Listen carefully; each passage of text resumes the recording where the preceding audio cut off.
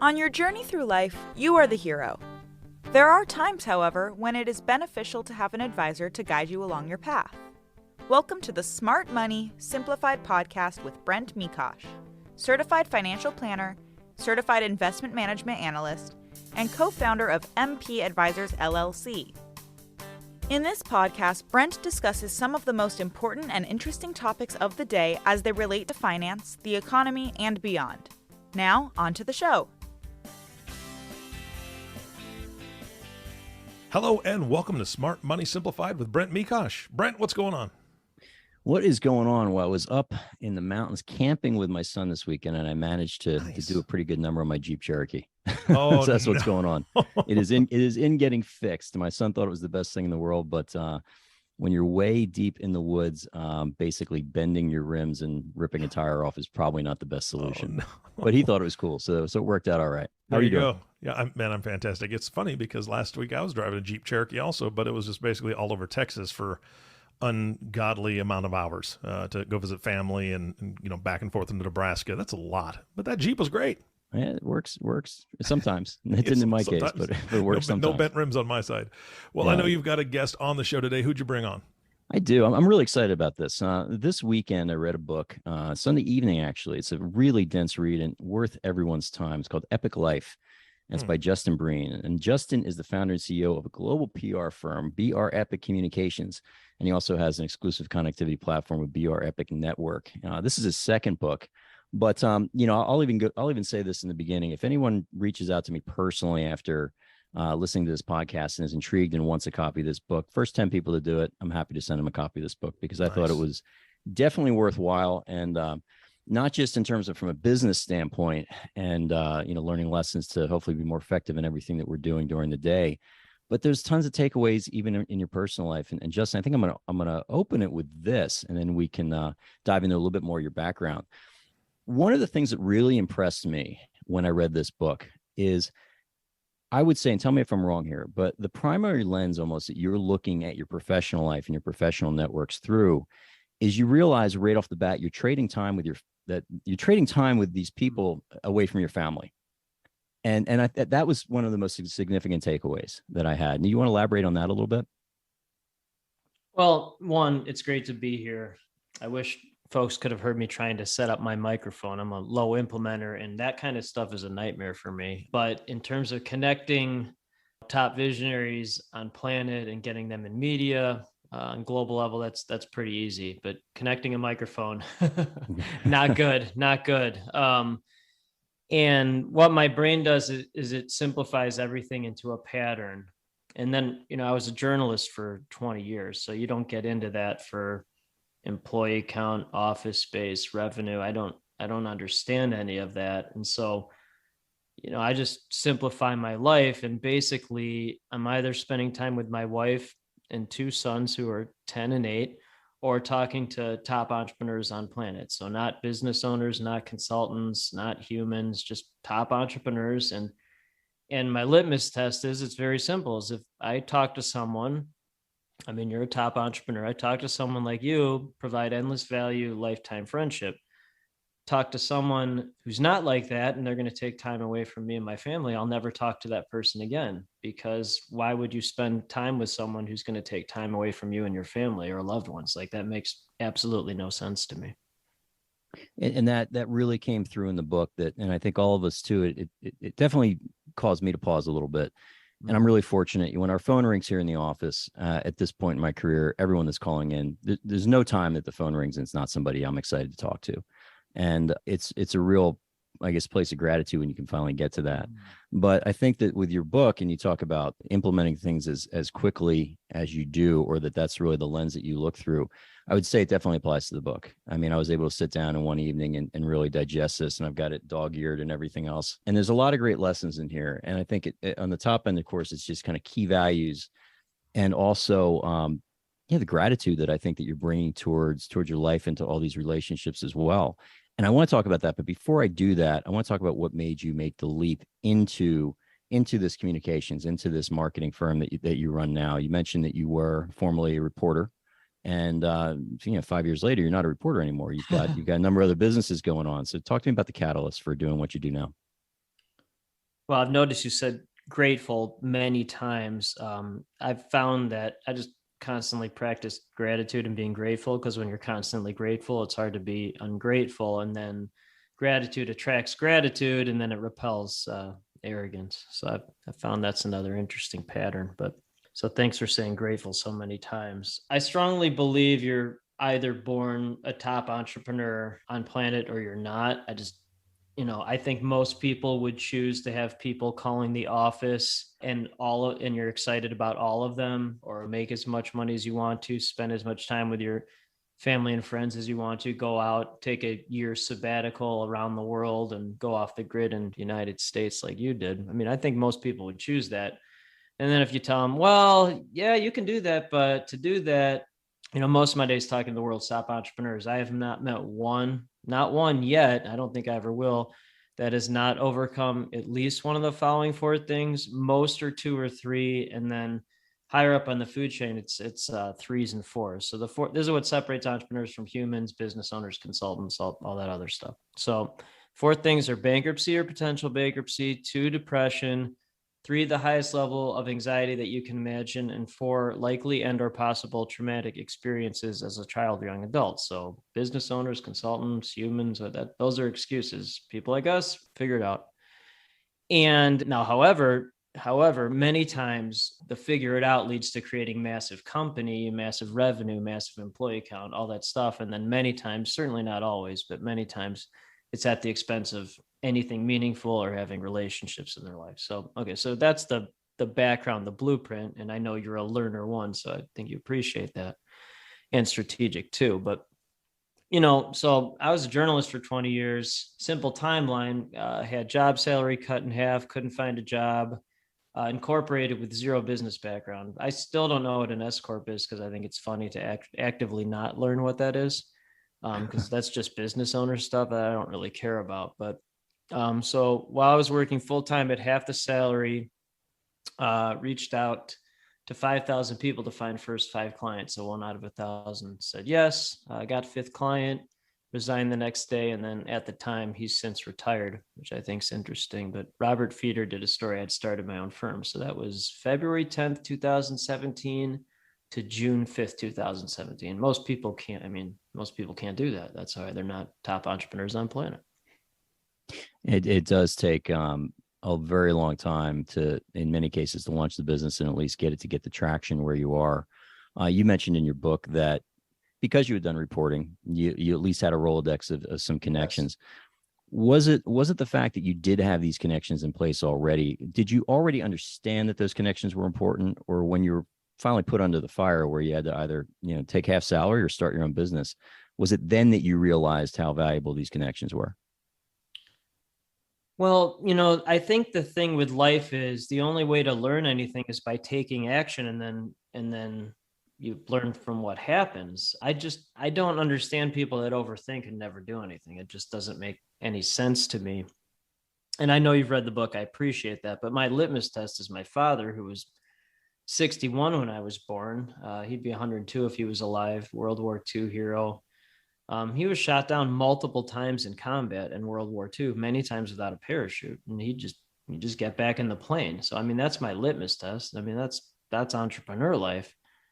And I learned how valuable those connections were, certainly as a journalist, because those were sources and people that would retweet a story or share it on social media, provide story tips. So I knew the value in that, but I didn't know what the actual true value was until job salary was cut in half and couldn't find a job. But the whole point is, I wouldn't have learned that unless I had built up the source at the start. And, it was tens of thousands of folks when job salary was cut. And it's a different type of source list now. Before it was, or I guess different type of network now. Before it was, it was other PR firms. It was lots of journalists. It was lots of sources for stories. And now it's certainly still journalists, but it's more top entrepreneurs on planet. And that's just how it's evolved. But again, the only way to actually learn anything is by taking action. That's the only way you can ever learn anything. So people that talk and don't take action, I cannot understand that in any capacity. You also mentioned in your book, and I thought this was interesting, that companies aren't businesses, but rather collaborative platforms. And I have a variation of that. I've always thought that in the business is, at the risk of sounding too, I guess, esoteric, I think it's almost it's a spiritual activity in a way. 100%. You're trading your time, and hopefully you're supporting your family by doing so. But there's got to be a deeper meaning in it. And I had not thought of it as a collaborative platform, but do you want to expand a little bit more about like what that means to you? Well, one, you're a very high level thinker. I'm guessing, traveling the world and then going off the grid was a great experience for you because you got to see what actually mattered in life and then see how people live their lives in so many different ways in so many different cultures. That would have been an interesting experience. And again, being a journalist for 20 years, it was honestly, it's somewhat similar to going off the grid from business world because that's not business world stuff.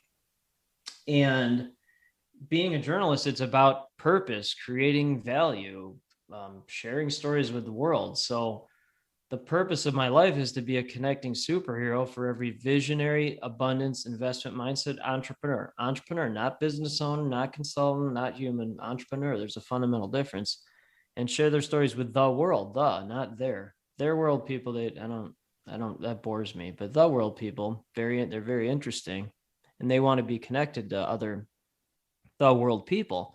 So that's the purpose. You talk about spiritual, that's the purpose of my life. The question I get a lot, which I think is really interesting, I'd like to know your take on this, but I get a lot of like, well, do you ever plan to sell either of your companies or whatever comes from this? I go, well, no, why would I sell the purpose of my life? That makes absolutely it's like, why would I do that? I would never want to do that. And all the companies are just giant incubators of geniuses, and we're constantly introducing each other for mutual gain. The byproduct is constantly getting intros to companies around the world that want to hire a PR firm and that want to be part of connectivity platform. I mean, it really eliminates all this business owner stuff. That very grateful that I didn't learn any of that in college or even in the first 20 years of professional career. Yeah, I think the question when I'm asked that question by clients or people that I care about that are considering making an exit from a business, my first question is always, what would you do? What would you do? And there are plenty of cases where the business it's not a passion. It's not a calling to them. They might have been able to build it up very successfully just through pure grit and determination or through a variety of other factors. And if that's the case, and if they hate it, because I've met people that I would say have been entrepreneurial, that have built a business that they hate. Yeah, that happens. The most miserable people that I mean, they're miserable because they have. So here, this is interesting. This is why I was excited to talk to you, because I just see the patterns of things. So what I have seen happens, and maybe this is slightly different from what you just said, but as a journalist, I actually don't really like to talk that much unless it's a format like this. I'd rather listen. And so what I see is folks start out as true entrepreneur creators many times. And then what happens is they get trapped into being business owners. They don't care about any of that stuff. They think it's what society wants them to care about, but they don't. And then they get trapped into being business owners, and they're just miserable human beings because they're not business owners. They're entrepreneurs, and they don't care about revenue. They think society tells them to, or they don't care about employee count, but they think society, that's important, or making these lists of things that it's just material stuff. And they gain all this material stuff at the expense of anything meaningful. And I've seen that time and time and time and time again. And it's really sad.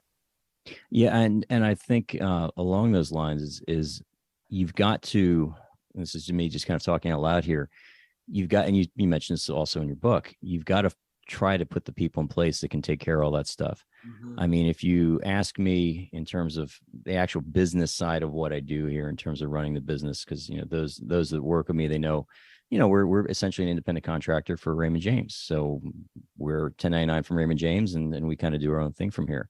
Right. I don't like the minutia of the job. You hire a dynamite accountant, you hire a great attorney, I'm very fortunate in here where I've got two people that are absolutely critical for us to provide the service we want to our clients. And for me, the business is the vehicle to work within the relationships with the people. Absolutely. And that's what I get from that. And I think that for me anyway, when I look at what we do for a living, I mean, the ability for us to impact, interact with people in something as important as finances is absolutely remarkable, because it touches every other area of their life. And if we're doing it right, then hopefully they feel the same way about us. It's collaborative, and I absolutely enjoy that. But I think as a business owner, you got to find the right people, and you also have to have a huge degree of trust. And I will say that whenever I have tried to sort of go out of my lane in terms of what my skill set is, and sometimes you have to, because you're exploring a new idea and you're just not ready to, you're just kind of testing the waters. But if it's something we're serious about, find the right people to help you out and do it that way. No question. Well, I know you had wanted to talk about Kolbe, Kolbe. It's not. Yeah. So, I'll simplify it as much as possible. So it's not what your personality is. I don't care what someone's personality is. It's how they take action. And so your score is 5.284. So the first one is a 5. That's Fact Finder. That's relatively high. 10 is the highest. The next one is 2, your follow through. That is very typical of a visionary. And so most visionaries have high quick start, which is you for sure. You're an 8. Again, 10 is the highest with 2 follow through. So that's ADHD, diagnosed or undiagnosed, not a disorder, sign of genius. I mean, that's what it is. So if you don't hire a bunch of people, nothing's ever going to get done, or it will get done and it's a nightmare for you. Okay. So, and then 4, which is implementer, that's like using your hands, building stuff. So that doesn't surprise me at all that you go out in a Jeep with your family and go out in the outdoors, maybe build a fire or something like that. Okay. So I'm 8.671, which is it's a unicorn score. I've never met another 8.671. I don't think I ever will. So I'm high fact finder 8, high follow through, which is very, very, very rare for people like us. And I have high quick start. So say it, do it, say it, do it, say it, do it, hit the gas, pump the brakes, hit the gas, pump. It doesn't get handed off to 300 people. It doesn't get forgotten about. And then my high quick start, I can keep up with a visionary and follow through. So it's just rare. I mean, educate me on this though. So if it's high quick start 8, I get that. Yeah. In terms of follow through, does that mean, because I do think that everything that I've set out to do gets completed. I can get distracted. The shiny thing can definitely draw my attention at times, but if I really, put my mind to finishing something, it gets done. What is that follow through? Because I looked at that and I was like, I'm not a 2 follow through. I do everything that I say I'm going to do. What does that mean? How many people do it for you? Like, meaning like, in terms of the technical aspects of your company? I mean, that's a tough one to answer, because through RJ, there's thousands of people that we tap into those networks. Here in the office, we've got 3. Yeah, the umbrella. You have an umbrella, which is great. What I have found with folks with 8, 9, or 10 quick starts with 3, 2, or 1 follow through is that they can do the follow through, but it's outside of their comfort zone, outside of their unique ability, outside of their zone of genius. Like, they can do it, but it's taxing mentally for them.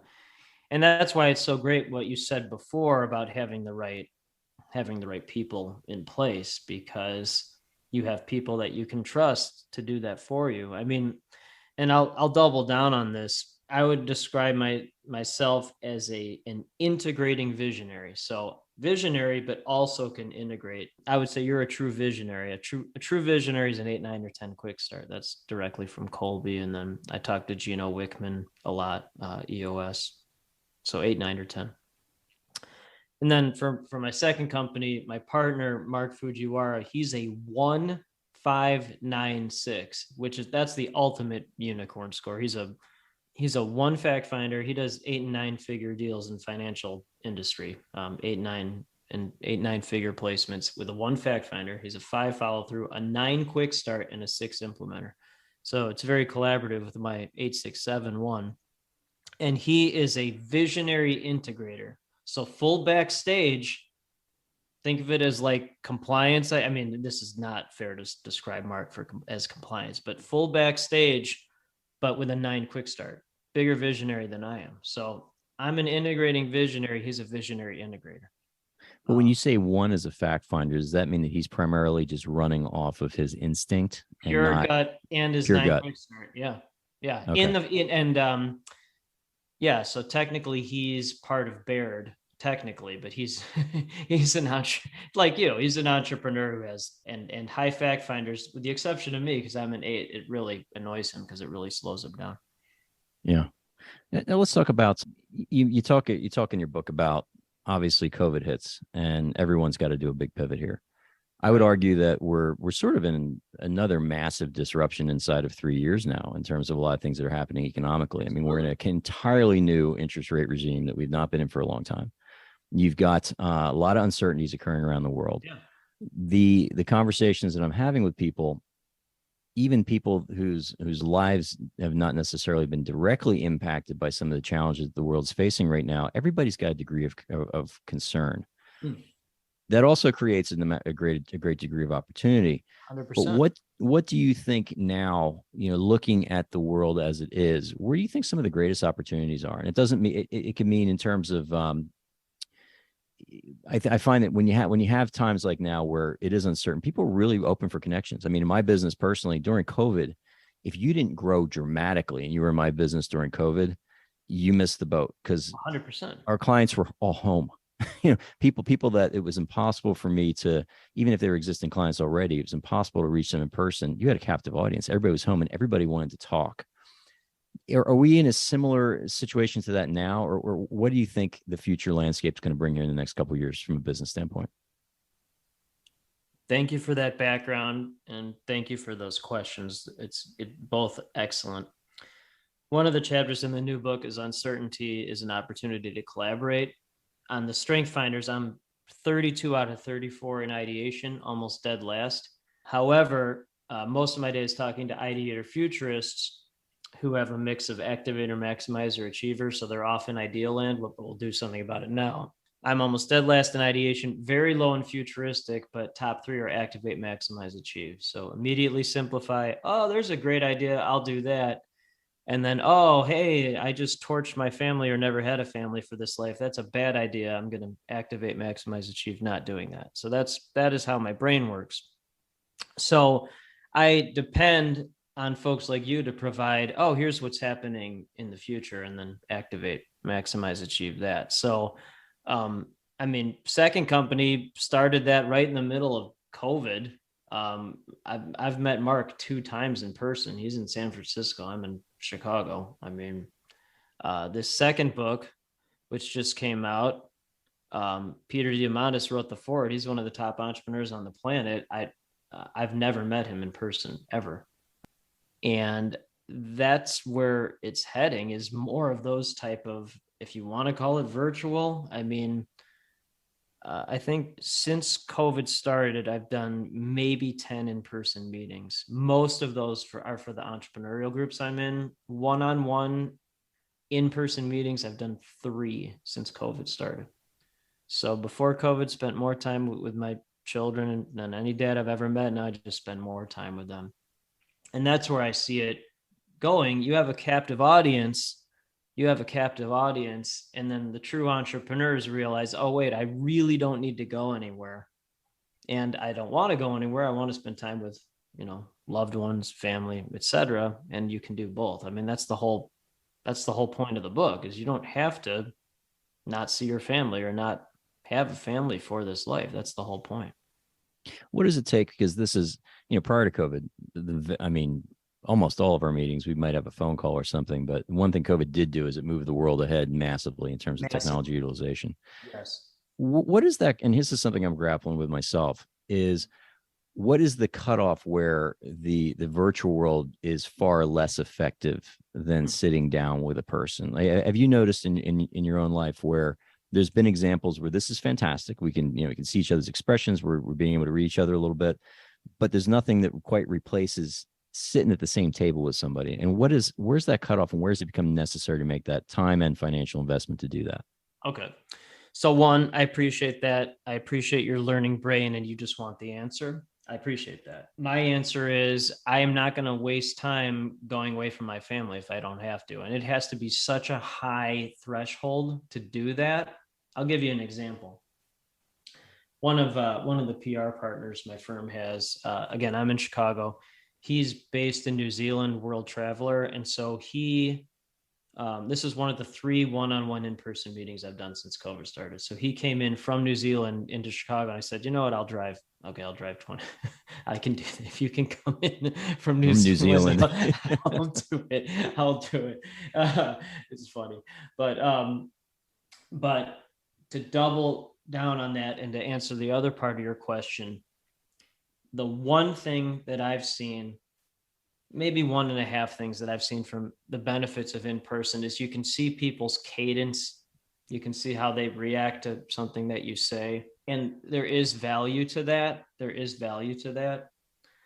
The other thing I've seen in person that's kind of a half thing is in group sessions, somebody might write something on a chalkboard or a marker board. And in Zoom world, it'll disappear. In regular world, it'll stay there and then someone will keep talking and then you can still see it. And then, that conversation will allow you to really kind of visualize it and then put it together. Those are the only things that I've seen. And 99.9% of the time, I'd much prefer to be home or, virtually so I can spend time with my family. I mean, that's an easy decision for me. And there's another thing that I've seen as well. I found there's only a few reasons why people really prefer to be in person. One is that they work at an office where you really need to be in a room, like an architect room, you need to see hand movements and physical drawings. I can understand that. The other one is they don't have the ability to stay focused in a home type environment. I would think someone with your Colby, that would be harder to stay focused because of high quick start, low follow through. That's most visionaries, by the way. So they need to go somewhere where they can totally focus, outside the office, outside the home, where they can really focus. And then the third one, which I think is the most prevalent and the least talked about, is they're miserable. They're not happy where they are. They're not happy in their home life or wherever they really are. They want to be, but they don't really want to be. So they have to go somewhere to replace that. That's what I see most with entrepreneurs. They're not happy where they're at. So they have to go somewhere to make them happy. I'm just happy being at home with my family. It definitely comes across in the book too. And I think that's that's awesome. I think that's, priorities can definitely get twisted a little bit. And it's pretty clear in the book that they're not, in your case, in terms of that time with your family. Right. You talk you also, too, by the way, I would say with you too, you're very clear on that. Yeah, no, I mean, that's it comes down to my family with everything. Now I was the guy during COVID, and I gave my team here the option whether they wanted to work remotely or not. I had to come in the office. I live a mile away from my office. So it wasn't like I was doing a huge commute, but the building was empty for about a month or so. And literally my car was the only one in the driveway, or in the parking garage. I want to talk about this concept of God winks. Mm-hmm. And tell me more about that. And you mentioned, obviously, it was a term that was mentioned to you. It's a term I had heard before, but I want to hear you expand on that. Sure. So again, I'm almost dead last in ideation. So grateful for ideators like you that provide great ideas, and then I can activate, maximize, achieve. And that's literally what happens. So one of those ideators is Teresa Easler. She's a coach within Strategic Coach. I'm very grateful to be in that group. I'm very confident saying top entrepreneur group in the world. And then she's also an entrepreneur. And I used to think, and I still do, but I stopped believing in randomness a long time ago. Like things are just meant to be. And I was talking to Teresa about that, and she's like, "Oh, those are just God winks." I'm like, "Oh, that's a good idea. Activate, maximize, achieve that." And, with God winks, I think that some entrepreneurs get really stuck not believing in some type of higher power. the only proof I need that there's a higher power is that someone like my wife married someone like me. I mean, that makes absolutely no sense. People meet my wife, they're like, she's nice and she's a pediatrician. She's really smart, pretty. Like, I'm just, you know, I'm happy with who I am, but she's like, she's like an angel. So people get confused. That's the only proof I need that there's a higher power. But, I just don't believe in randomness. I believe that there's a higher power in control of things. And it's a very comforting thing to know that. So that's really what a God wink is. I got a small one for you too. So very few people know this, and Eric doesn't even know this, but I've spent the last about 7 years working on a book that's going to finally get published in Q1. Yes. And it's that year that I traveled, which I don't talk about that a ton of people, but you mentioned it a few times. But yeah, I took a year off and I traveled, and I had no destination when I left New York, Right. and each connection led me to the next connection. And so in the subtitle is God Winks in My Search for the Golden Seam, meaning the golden idea Right, that so connects that's everything a God together. wink. Okay, right. Yeah. So you just answered. And I read your book Sunday. I was like, you got to be kidding me. It's the subtitle. Well, of my I book. don't. That's not random. I mean, again, so so I'm an activator, maximizer, achiever. I only need to see that one time and be like, okay, maybe 2 times, but that happens to me 1 to 2 times a day. Yeah. And again, this is why I really don't like talking unless it's in a format like this, because I listen and people tell me literally all the time, oh, I never say this to anyone. First time I've ever told, because I'll just sit here and listen. When you ask good questions and then you just listen, then that's what happens. And then the person who came in from New Zealand, his name's Aidan Unninger. And you'd love talking to him. He's definitely off the grid now, but when he's back on, I'll introduce you to him. But please, that'd be great. Yeah. So he's traveled the whole world, and the chapter about him in the book is Lead with Your Heart. And because when we were meeting in Chicago, I'm like, well, where are you going tomorrow? It's like, I don't know. I go, well, how are you making that decision? He's like, lead with your heart. So it sounds like that's what you kind of did on your trip, just like leading with your heart. Like, that's a good idea. I'll do that. So activate, maximize, achieve, leading with my heart and with my life. I mean, so again, it's the same formula. It's the same answers. It's just talking to ideators, and they're like, oh, that's what they do. So I'm like, I'll just incorporate that into my life. So what you just said, I would think most people would think that's complete randomness. Oh, that can't be happening. I'm like, well, that's just a God wink. That's all it is. Yeah, and the crazy thing is I've spent the better part of, again, several years working on this thing, and we just finally got it back. Final edit's finally done. It's getting submitted next week, actually. Who's the publisher? Who's the publisher? I'm self-publishing through a group called the Self-Publishing School. Okay. SPS. I don't know if you're familiar with them. No. And yeah, so they're going to do cover design and all that type of stuff. And it's kind of one of those things that and my wife is like, you should try to see if you could sell this. I was supposed to put so much time in this thing. I just want to get it out there, and then what's going to happen to it when it gets out there will be what happens to it. But it was originally written for my son. Because there's a lot of lessons that I learned during that year. And after my son was born, I was like, I got to put this down, because I kept copious notes and it was, but I didn't realize until after I'd finished writing the thing that everything that occurred throughout the course of that year was the result of the prior connection. I'd meet somebody and they would introduce me to somebody in their family. Next thing you know, you're staying with a family, and it just continued going like that for the entire time. But, anyway, that's what life is. That's literally, I mean, again, like, talk to me is meaningless without doing anything or having an answer. I don't understand that. So like I haven't done anything outbound in a year. I mean, it's because you create value for highest people, then you just create value for you. So it eliminates this business owner. It just eliminates that. Now, the other thing that's really interesting, because with Colby, thanks for telling me it took you 7 years. I wrote the manuscript for second book in 16 days, and it was done. So that is and it was in Zone of Genius, what I'm good at. So that activate, maximize, achieve that. Now, what did take time was getting the ideas for the chapters, because it has to be a really good idea It has to be beyond a good one. And then I'll know it because being low in ideation is a strength, because you know if it's a really bad idea, and then you know if it's an okay one, and then you really know if it's a great one. So I started working on the third book chapters February 10th, 2022, which is the day I finished the manuscript for the second book. So I got about like 20 of those. And when it gets to like, 40 or 50, then I'll start writing the third book. But it takes time to get those great ideas because they're really rare, a couple a month. So maybe one a week, one or two, maybe 3 every month. But one thing that I'm curious about too is you're obviously read the book and you get this. You take complex ideas, you distill them and simplify them pretty clearly. Another one I love that I hadn't heard of before was naming your years. Yeah.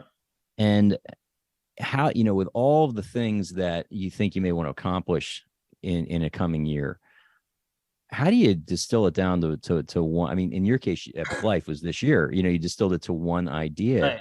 But is that something challenging for you to do, or is it pretty simple? No. Well, thank you. Again, so one, naming your years, that's an idea from Joe Martin, PR partner. He's an ideator. I'm like, oh, that's a good idea. I'll do it. Okay. So that's, again, another example of that. And then most of those ideas for those years. So 2020 was global growth, everyday global growth. So PR partners around the world joined 2 top global entrepreneur group, actually three of them, top global entrepreneur groups. And then 2021 was no limits. So every day, no limits. So when you have no limits, there are no limits. 2022 Epic Life, the first book was called Epic Business. And then I was on a show like this, and Bill Bloom, who's a great friend, PR partner, also in strategic coach, is like, oh, just name the second book Epic Life. I'm like, oh, that's a good idea. I'll do that. And I'll name my year Epic Life. So that, even the name of the book didn't come from it didn't come from me. It came from someone else. And then what happens is, again, being so low in ideation, the front runner right now for 2023 is simplicity, which is the simplest word ever. And I'm debating whether I'll do that or go with something more extravagant. But really, it's one or two things, because they have to be at a certain threshold to even, make the cut, whether it's a great idea or not. So, and then again, with Godwinks, I know when it's the right thing for sure. Like, it'll just be like, oh, that's the right thing. And right now, simplicity is the front runner, but we'll see if something else takes its place. You also mentioned there's a number, and naming your years would definitely qualifies that. You've got a number of rituals, the gratitude note to your wife every single day, the naming your year and repeating that pretty consistently. Yep. Are you a person that needs to do that to crowd out the noise and or negativity? Or when did you kind of make a conscious decision to do that? So no one's ever asked me that. And that's a tremendous question. My entire life is good patterns, which become good habits, and that attracts people that also have good habits, good patterns, and it repels people that are, that don't. And I have found that the more you simplify and the more you create good habits and good patterns, it's very difficult to let bad habits and bad patterns enter your life. So if it's a good habit and a good pattern, then I just keep doing it. Again, because high, quick start, high follow through. High, quick, say it, do it, say it, do it, say it, do it. It doesn't get forgotten about. And again, with the gratitude, first thing I do every day is a grateful journal to my wife. That's the first thing I do every day. And then run 6 days a week outside, no matter the weather conditions. I've done that since early days of journalism. So we're in Chicago. It's cold, hot, windy, rainy. I've done that outside, 3 to 5 miles, 6 days a week, and then listen to shows like this. So you're feeding your brain, lungs, heart, your body with, good air and then good content. And then the grateful journal on LinkedIn, 5 days a week, Monday through Friday. What I'm grateful for that day. It's like a commercial for other folks. I think you've already commented on the one I did today. Saw it today. Yeah. Yeah. So again, when you're constantly grateful and you do these great habits, it just attracts the right people. and just as importantly, repels the wrong ones. But no, I mean, patterns and habits, that's the most important thing, because if you have the answer, if you have the habit, then that's the answer. And then it just allows for greater and greater things to happen in your life. And I think it also puts other activities and things into relief, where if you're not doing it, you recognize it. And I'm far from, I have a similar type version, slightly differently. Before I go to bed at night, I do like a little 10-minute visualization of grateful things that occurred during the course of the day. You have me thinking I should write them down. I should probably be sharing more of them with my wife, that's for sure. But when you do that, there's been so many times, even in the last couple of years, where things have been challenging, obviously economically. And you look at a year like this year, from an investment standpoint, it's been a challenging year. Let's not kid ourselves. But when I sit down and think at the end of the day, really think about everything that you've had the opportunity to be grateful for, you realize almost every single one of these days is arguably one of the most phenomenal days you ever have.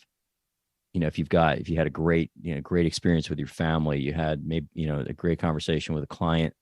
We're in Arizona right now, where we're coming in now. The next 6 months is going to be absolutely incredible. And you start to recognize all of the absolute amazing things that we are blessed with. And when your brain starts to sway from that, which mine can be prone to do, you recognize it faster, I think. A lot of good nuggets there. Again, not being in business most of my life was a great blessing, because I just don't, all that stuff about yearly revenue and stuff, or quarter. I don't, people ask, like, do you live on a quarterly system? I go, no, I don't.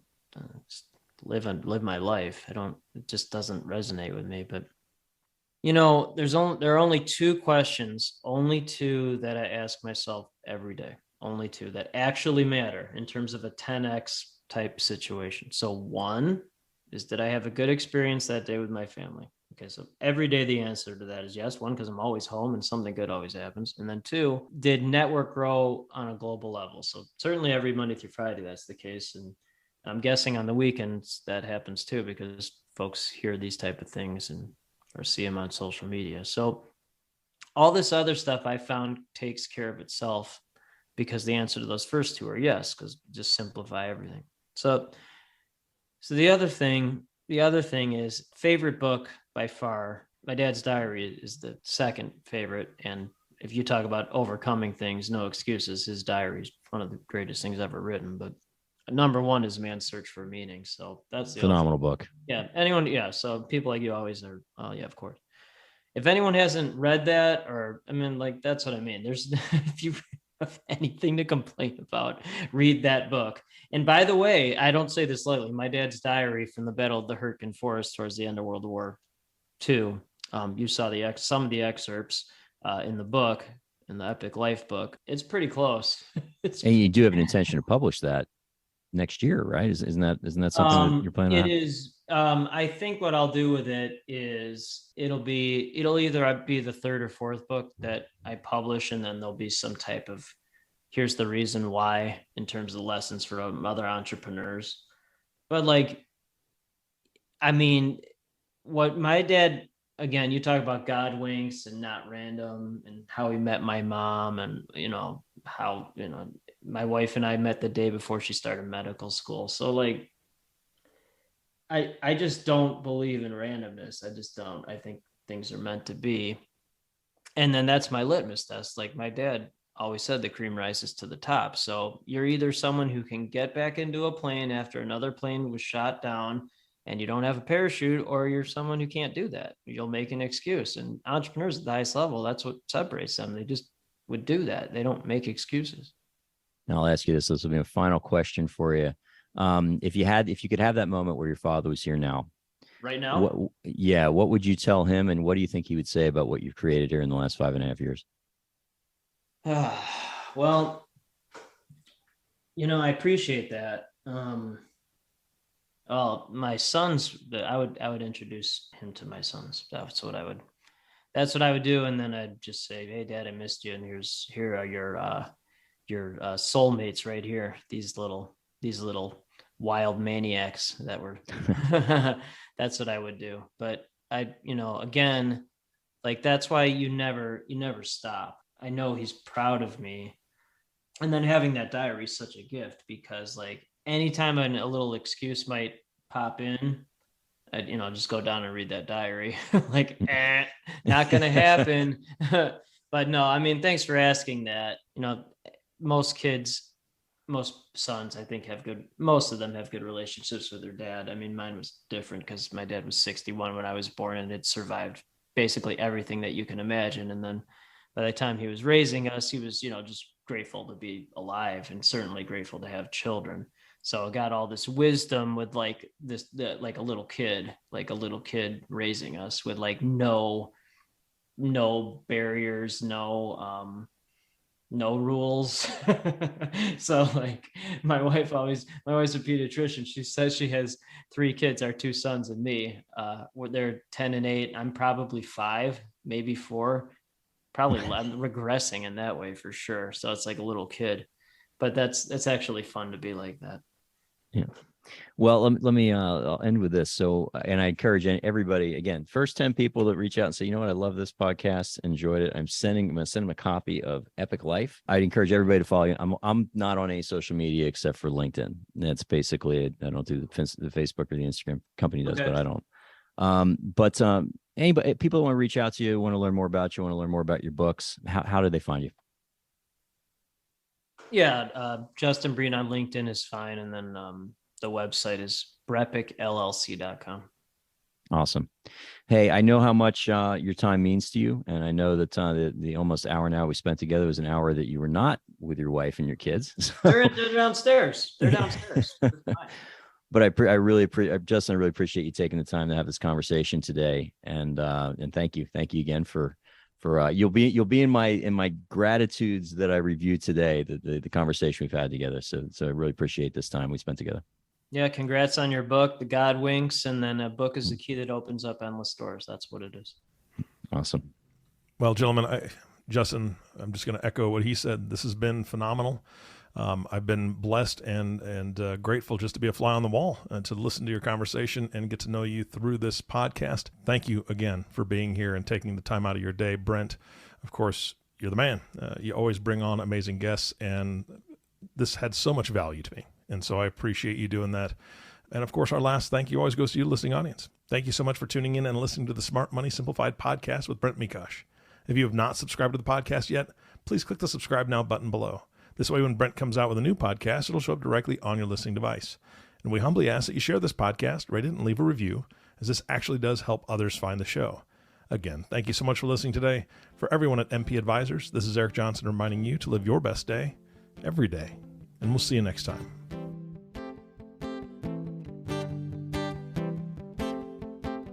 Thank you for listening to this episode of Smart Money Simplified Podcast. Have any questions about topics covered during the show? Visit www.smartmoneysimplified.com or give us a call at 602-255-0555. Don't forget to click the follow button below to be notified when new episodes become available. The information covered and posted represents the views and opinions of the hosts and/or guests and does not necessarily represent the views or opinions of Raymond James Financial Services Incorporated. The content has been made available for informational and educational purposes only. The content is not intended to be a substitute for professional financial advice. Always seek the advice of your financial advisor or other qualified financial service providers with any questions you may have regarding your individual situation. Securities are offered through Raymond James Financial Services Incorporated, member FINRA, and SIPC. Investment advisory services offered through Raymond James Financial Services Advisors Incorporated, MP Advisors LLC, is not a broker/dealer and is independent of Raymond James Financial Services.